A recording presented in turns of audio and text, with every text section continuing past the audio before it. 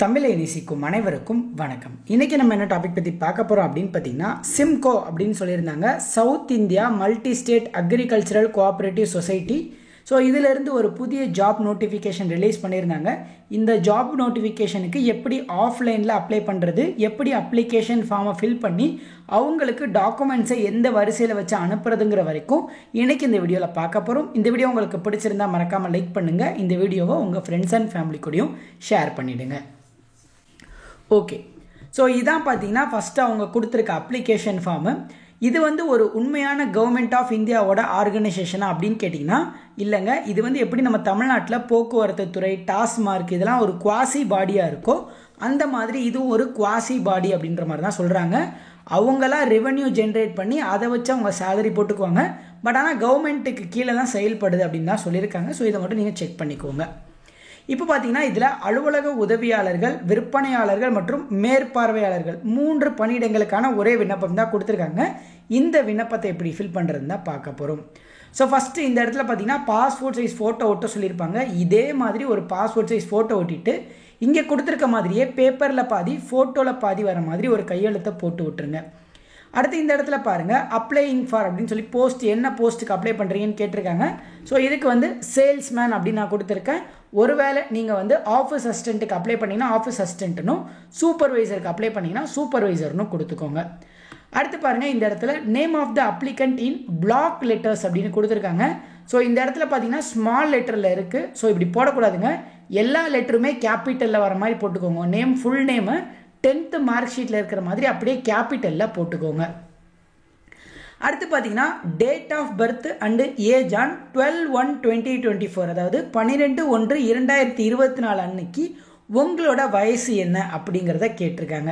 So இதை எப்படி நீங்கள் ஃபில் பண்ணணும் அப்படின்னு பார்த்தீங்கன்னா, ஃபஸ்ட்டு டேட் ஆஃப் பர்த் கொடுத்துட்டு அடுத்து இந்த இடத்துல வயசு நீங்கள் கொடுக்கணும். அந்த வயசில் இந்த தேதிக்கு உங்கள் வயசு எவ்வளோன்னு நீங்கள் தெரிஞ்சுக்கணும். அப்படி தெரிஞ்சுக்கிறதுக்கு நீங்கள் கூகுளில் ஏஜ் கால்குலேட்டர் அப்படின்னு நீங்கள் டைப் பண்ணுங்கள். டைப் பண்ணிங்கன்னா இந்த மாதிரி உங்களுக்கு ஒரு வெப்சைட் ஓப்பன் ஆகும். இந்த வெப்சைட்டை கிளிக் பண்ணிங்க அப்படின்னா இந்த மாதிரி ஒரு பேஜ் ஒன்று லோட் ஆகும். இதில் பார்த்தீங்க அப்படின்னா டேட் ஆஃப் பர்த் அப்படின்னு கொடுத்துருப்பாங்க.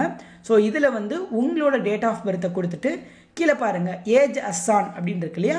ஸோ இதில் இந்த 12/1/2024 இந்த வருஷத்தை கொடுத்து உங்களோட ஏஜை நீங்கள் சர்ச் பண்ணுங்கள். சர்ச் பண்ணிங்க அப்படின்னா உங்களுக்கான ஏஜ் வந்திருக்கும். இப்போ பார்த்தீங்கன்னா எனக்கு 26 years 7 months and 9 days வந்திருக்கு. ஸோ அதை அப்படியே நான் இங்கே எழுத போகிறேன். பார்த்தீங்கன்னா 26 years 7 months 9 days அப்படிங்கிறத நான் மென்ஷன் பண்ணியிருக்கேன். இதே மாதிரி நீங்களும் மென்ஷன் பண்ணிக்கோங்க. அடுத்து பார்த்தீங்கன்னா நீங்கள் ஏஜ் ரிலாக்ஸேஷன் கோருறீங்களா அப்படின்னு கேட்டிருக்காங்க. அதாவது உங்களுக்கு வயதில் தளர்வு வேணுமான்னு கேட்குறாங்க. ஒருவேளை நீங்கள் ஓபிசி கம்யூனிட்டியாவோ SC/ST கம்யூனிட்டியாவோ இருந்தால் எஸ் கொடுங்க. இல்லைனா இதே மாதிரி இல்லைன்னு சொல்லிட்டு அடிச்சு விட்டு நோல டிக் பண்ணிக்கோங்க. அடுத்து ஜெண்டர் கேட்டிருக்காங்க, பாலினம். இதில் நீங்கள் மேல்னா மேலு, ஃபீமேல்னா ஃபீமேல், தேர்ட் ஜெண்டர்னா தேர்ட் ஜெண்டர்னு கொடுத்துக்கோங்க. நீங்கள் எதை கொடுக்குறீங்களோ அதை தவிர்த்த 2 நீங்கள் ஸ்ட்ரைக் அவுட் பண்ணிவிடுங்க.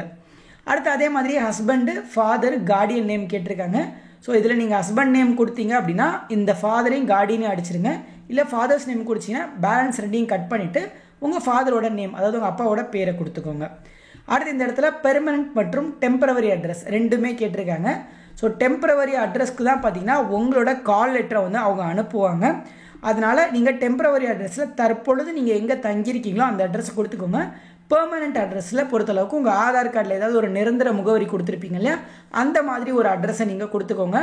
உங்கள் டெம்பரவரி அட்ரஸ்க்கு தான் கால் லெட்டரோ, அதனால் நீங்கள் பெர்மனன்ட் அட்ரஸ் எந்த அட்ரஸ் உங்கள் சொந்த ஊரில் இருக்க அட்ரஸை கூட நீங்கள் கொடுத்துக்கலாம். அடுத்து உங்களோட கான்டாக்ட் நம்பர் கேட்டிருக்காங்க. இந்த இடத்துல உங்களோட 10 இலக்க மொபைல் நம்பரை கொடுத்துக்கோங்க.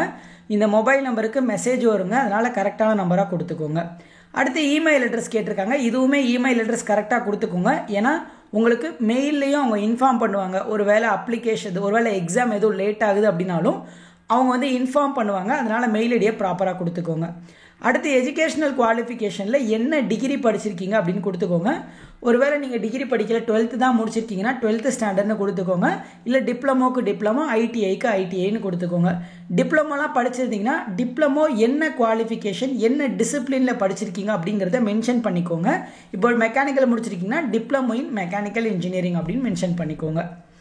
அடுத்து மீடியம் ஆஃப் ஸ்டடியை பொறுத்தளவுக்கு இங்கிலீஷ்னா இங்கிலீஷு, தமிழ் மீடியம்னா நீங்கள் தமிழ்னே டைரெக்டாக கொடுத்துக்கலாம். அடுத்ததுக்கப்புறம் அப்ளிகண்ட்டோட ஓன் டவுன் அண்டு வில்லேஜ் கேட்டிருக்காங்க. ஒரு வேளை டவுனில் இருந்தீங்கன்னா டவுன் கொடுத்துக்கோங்க, இல்லை நீங்கள் கிராமத்தை சேர்ந்தவரா கிராமம்னு கொடுத்துக்கோங்க. எதை கொடுக்குறீங்களோ அதை தவிர்த்து இருக்கிறத நீங்கள் ஸ்ட்ரைக் அவுட் பண்ணிக்கோங்க. அடுத்து சிட்டிசன்ஷிப் கேட்குறாங்க, இந்தியனாக தான் இருப்பீங்க, இந்தியன்னு கொடுத்துக்கோங்க.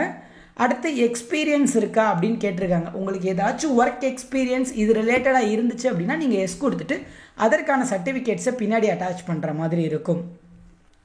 அடுத்து ப்ரிஃபரன்ஸ் கொடுத்து கேட்டிருக்காங்க. அதாவது நீங்கள் ஒருவேளை முன்னுரிமை கோர்றீங்க அப்படின்னா அதுக்கு தக்க சான்றிதழ் இணைக்கவும்னு கொடுத்துருக்காங்க.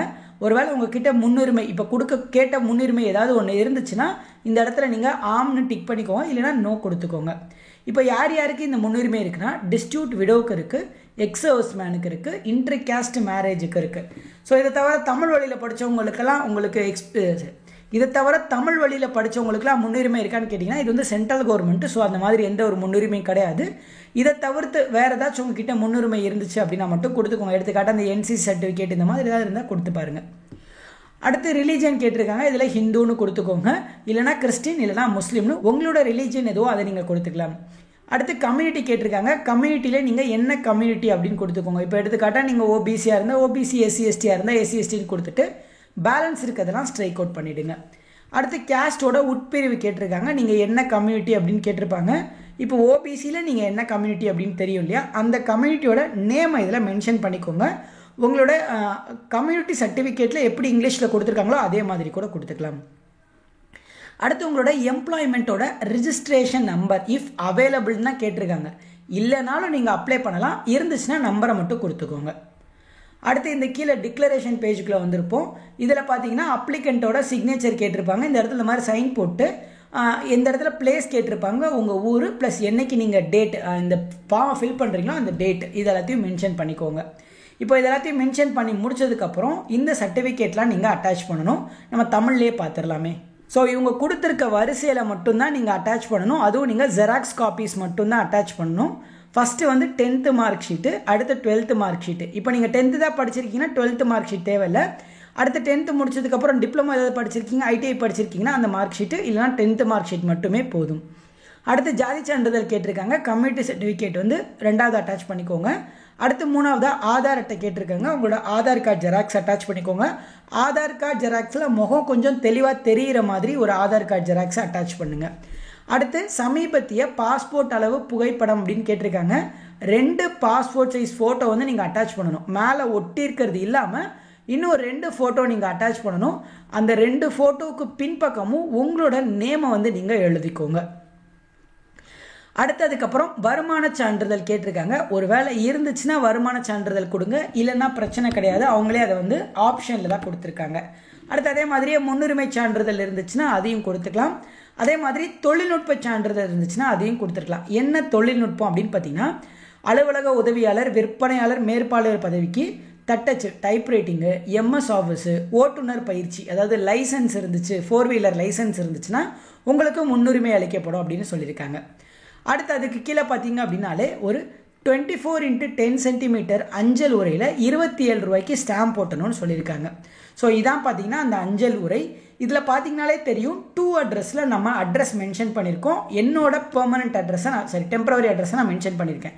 இதே மாதிரி நீங்களும் 2 எழுதி அதில் உங்களோட டெம்பரவரி அட்ரஸ் மேலே கொடுத்தீங்க இல்லையா, அந்த டெம்பரவரி அட்ரஸை மென்ஷன் பண்ணி 27 ரூபாய்க்கு ஸ்டாம்ப் அந்த இடத்துல எழுதியிருக்கேன் இல்லையா, அந்த இடத்துல ஸ்டாம்ப் ஒட்டி இதையும் நீங்கள் அப்படியே இது கூட அட்டாச் பண்ணிக்கணும் அப்படின்னு சொல்லியிருக்காங்க. ஸோ இதுக்குள்ளே எல்லாத்தையும் வச்சு அனுப்பக்கூடாதுங்க, இதையும் நீங்கள் அடிஷ்னலாக அட்டாச் பண்ணிக்கணும். ஸோ இது எல்லாத்தையும் அட்டாச் பண்ணி இது எல்லாத்தையும் ஒரு A4 சைஸில் இருக்க கவரில் போட்டுக்கோங்க. ஸோ A4 சைஸில் இருக்க கவரில் போட்டு அதில் வந்து ஃப்ரம் அட்ரஸ் கீழே எழுதிட்டு 2 அட்ரஸில் இந்த இடத்துல கொடுத்துருக்காங்க பாருங்கள். ஒரு address south India multi state agricultural cooperative society வேலூர்னு இந்த அட்ரஸ் எழுதணும். இது கூட முக்கியமாக ஒன்று அவங்க மிஸ் பண்ணிட்டாங்க, நீங்கள் கண்டிப்பாக அட்டாச் பண்ணணும். என்ன அப்படின்னா நீங்கள் பே பண்ண அப்ளிகேஷனோட ஃபீஸ் ரிசிப்ட். இப்போது அதை வந்து 2 வகையில் பே பண்ணலாம். ஒன்று வந்து ஆன்லைன் மோடில் பே பண்ணலான்னு சொல்லியிருக்காங்க. அவங்களோட அஃபீஷியல் வெப்சைட்டுக்குள்ளே நீங்கள் பேமெண்ட் கேட்வேல ஆன்லைனில் பே பண்ணலாம். ஆன்லைனில் பே பண்ணாலும் அதுக்கு ஒரு ரிசிப்ட் வரும். அந்த ரிசிப்ட் ஜெராக்ஸ் எடுத்து கண்டிப்பாக லாஸ்ட்டில் அட்டாச் பண்ணணும். இதுவே நீங்கள் ஆஃப்லைனில் கேஷ் டெபாசிட் சலான் மூலமாகவும் பே பண்ணலாம். அவங்களோட அக்கௌண்ட்டுக்கு நீங்கள் டைரெக்டாக கேஷ் டெபாசிட்டும் பண்ணலாம்னு சொல்லியிருக்காங்க. ஸோ இப்படியே நீங்கள் பே பண்ணலாம். உங்களுக்கு எந்த ஆப்ஷன் வேணுமோ அந்த ஆப்ஷன் சூஸ் பண்ணிக்கோங்க. இந்த மாதிரி ஆஃப்லைன் மோடில் பே பண்ணிங்கன்னா கண்டிப்பாக பேங்க்லேருந்து ஒரு பக்க சலானை வந்து அவங்க கிழிச்சு உங்ககிட்ட கொடுப்பாங்க. அந்த ஒரிஜினல் சலான் காப்பியை பின்னாடி அட்டாச் பண்ணிக்கோங்க. இது எல்லாத்தையும் அட்டாச் பண்ணி இந்த அட்ரஸ்க்கு தனியாக நீங்கள் அனுப்பிட்டீங்கன்னா போதும். அவங்க உங்களுக்கு இன்டர்வியூக்கான கால் லெட்டரை கண்டிப்பாக அனுப்பிடுவாங்க.